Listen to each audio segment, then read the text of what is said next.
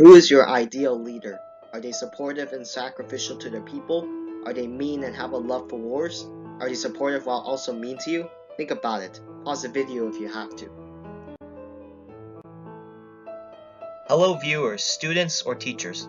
I'm pleased to show you, as my audience, a topic that may interest you after this presentation. It has for me, so I want to pass along the way. Some might be using it for a school project. Some might be a big fan of history and want to learn more about the past. Some might be teachers who like to learn a little more about this person before the next day of their exciting career starts. When you can't think of a way to engage your class full of quiet students. Whether it's homeschooled, I welcome you also. So please, take a seat and let the presentation begin. Firstly, I'd like to ask you a question. Who's a better leader? John A. MacDonald or Louis Riel?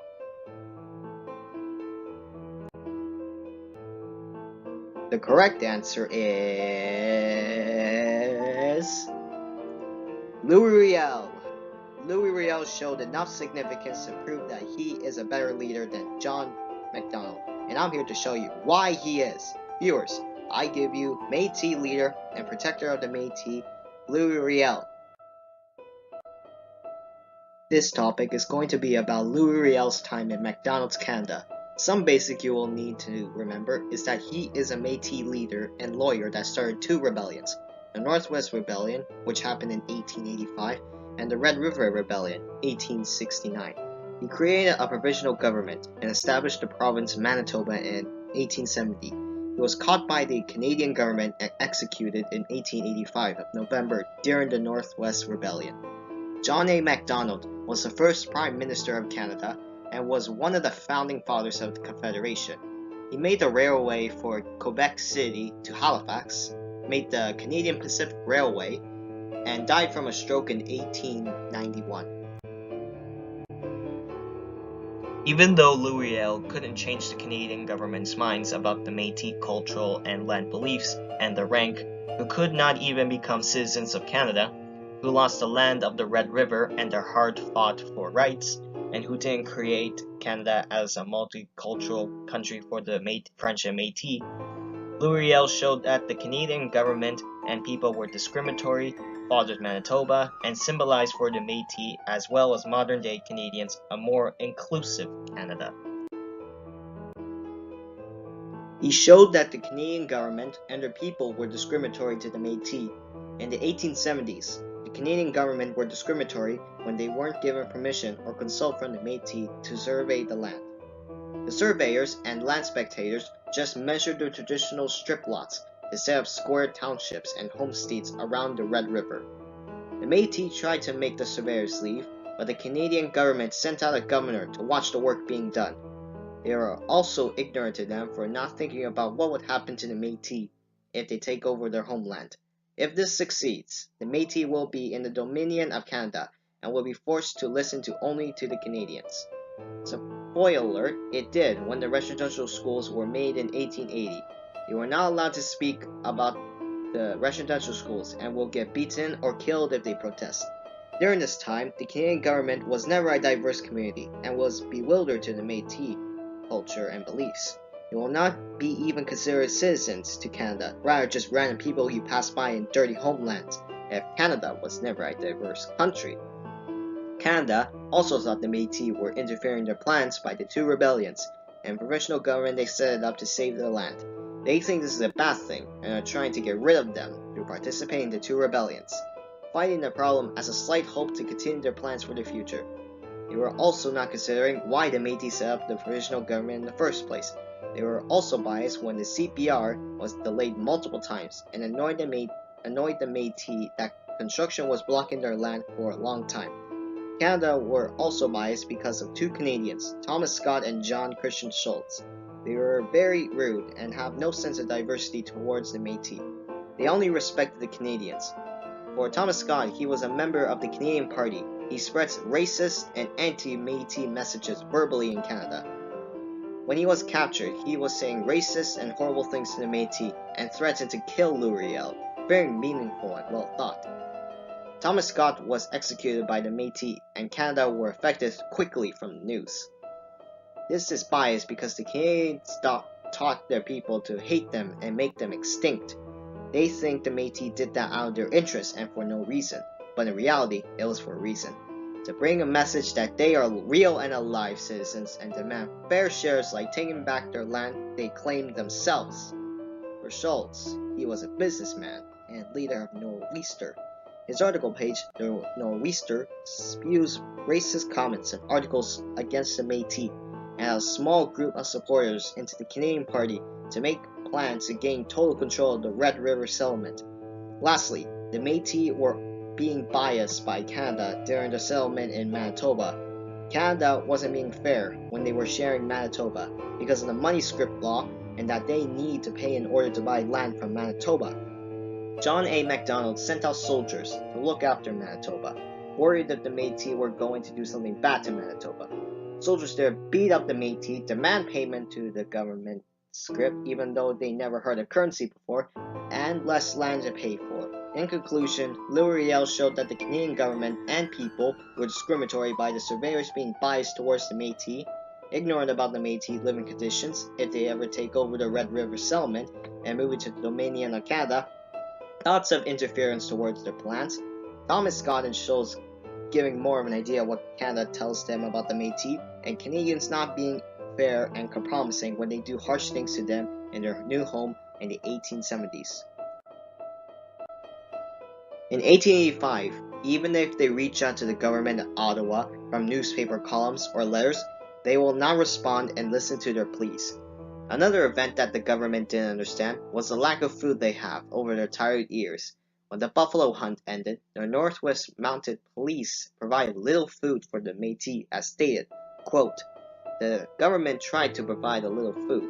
The members of the Northwest Mounted Police tried to help, but too little help and too little food was provided," end quote.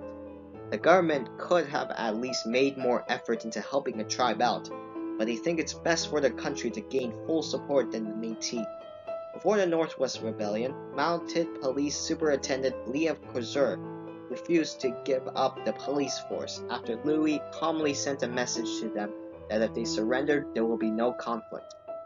Already, they are biased, since they think they can win the war because they are well equipped than the Métis.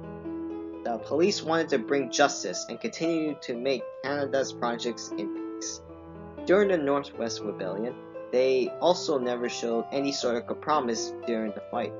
No mercy, basically, between a defenseless and herd tribe and a racist army. This symbolizes more of the idea that the Canadians were self-minded and not mindful to anyone that's different from them. When Louis was captured, the English-speaking Protestants from Ontario think he should die for his actions. MacDonald joined in the problem by telling the judge to make him guilty and hang him for his actions. It's one-sided since, again, the government never understood why he is in here in the first place. They are so brainwashed and that they care more to their country than the other people around their country. To conclude, the 1885's the Canadian government was biased to the Métis because they never listened to their pleas. When the government provided too little help when the buffalo hunt ended, when the Northwest Rebellion happened, no last compromises or last words from the Canadians. The trial where Canadians don't care about the Métis history, but only for a powerful leader to die from the actions of a Prime Minister of Canada. Not only did Riel show that the government was wrong about treating their friends the same, he showed something bigger, even though he is in a weak state and a provisional government. He established the province Manitoba, and Canada was happy agreeing to the establishment with the provisional government. Can you believe it? You would think that the government just thought that, yep, that's another province, we have plenty that's better than this. But no, Louis Riel showed significance when he created Manitoba, because he made Canada better with more of a variety of resources to collect from Manitoba.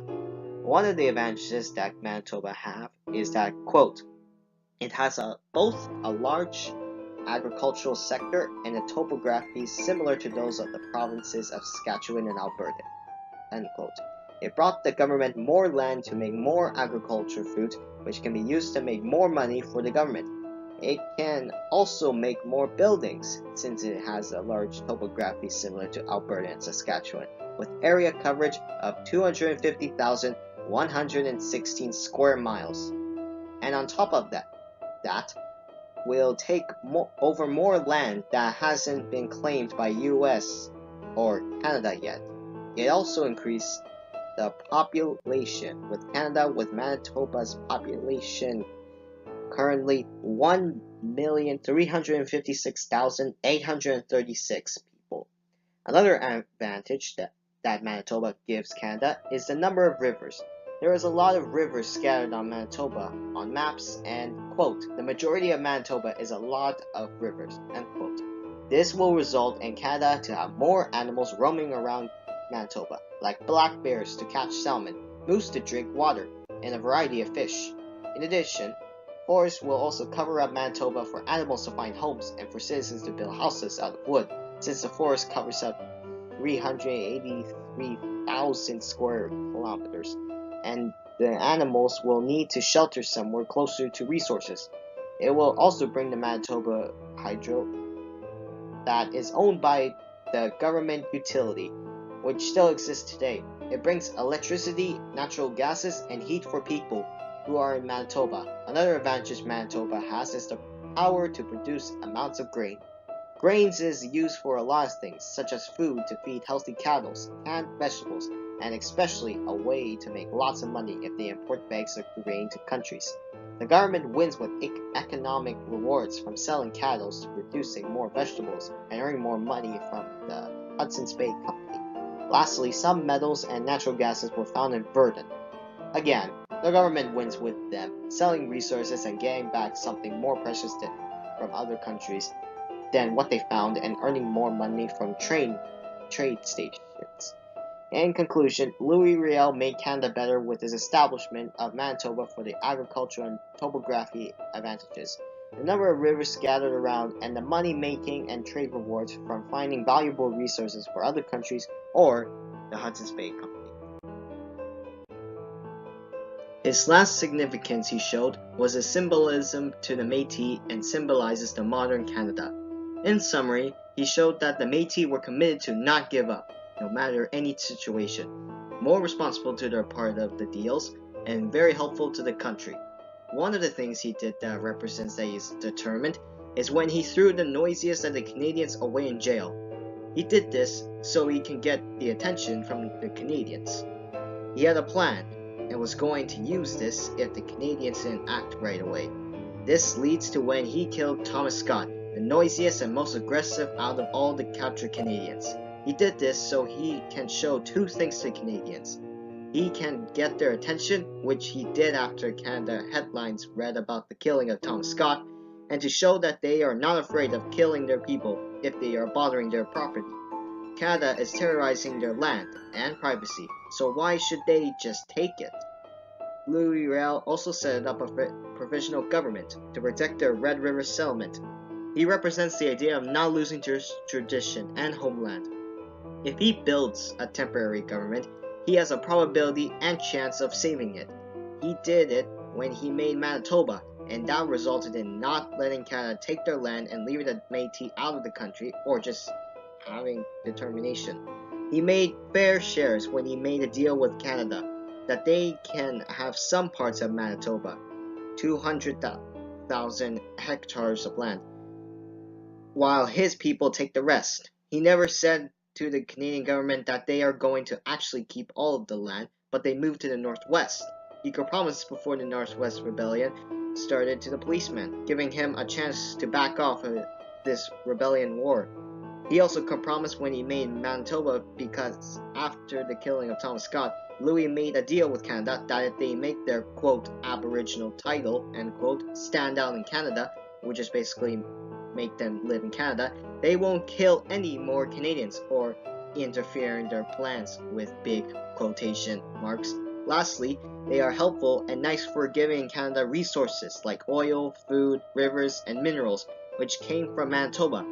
In conclusion, he jailed and killed Thomas Scott and set up a provisional government to symbolize determination. He made fair promises and compromises and helped Canada become what it is today. Louis Riel symbolizes the modern Canada. He made Canada represent a more diverse and equal country.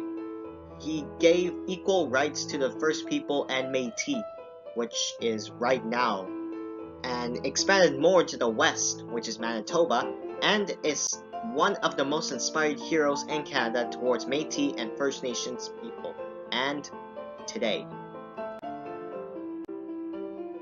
Louis Riel showed significant and important events to the Canadian government. He showed that they were blinded from the Métis and showed no importance to them. He also showed importance when he established Manitoba because it has a good geological advantage and helped out the government with growing companies and resources. Finally, he symbolized the Métis that they fear nothing and more responsible than the government does in compromises. He also symbolizes the modern Canada, that they are still learners and will fix their mistakes in the later future, and they are now diverse with awareness days as well as public speaking from many Métis people. Even though he didn't change Canadians' minds about Métis lands and cultural beliefs, and didn't change their rank, but still lower class people, he still tried becoming the most responsible Prime Minister that MacDonald was.